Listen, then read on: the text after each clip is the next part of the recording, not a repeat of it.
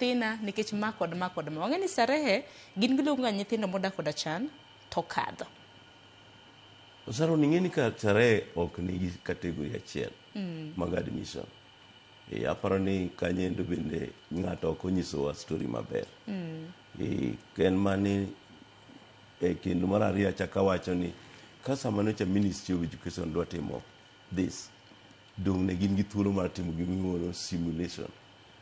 Jo ministry ong'eyo ni starehe girls gi starehe boys to nigi gin kategori ma onego bedni filo form kendo gitimo selection. Ji nyaka apply koka giduogo gi verify gi performance. Koro ere gimomiyo nocha gichuno gi mano.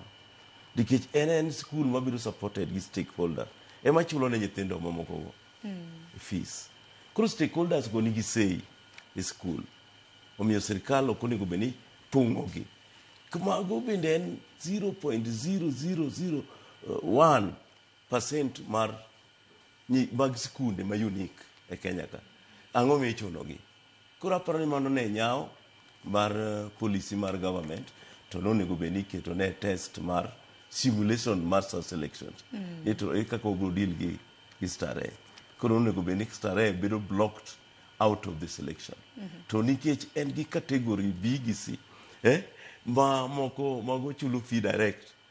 Mago koro magi endi aparo ni ng'ato ok nyiswa the real truth manotimore gi starehe. To wach machielo nikech ang'e chied nade to ng'eny ma koni kod kocha samoro janyuol no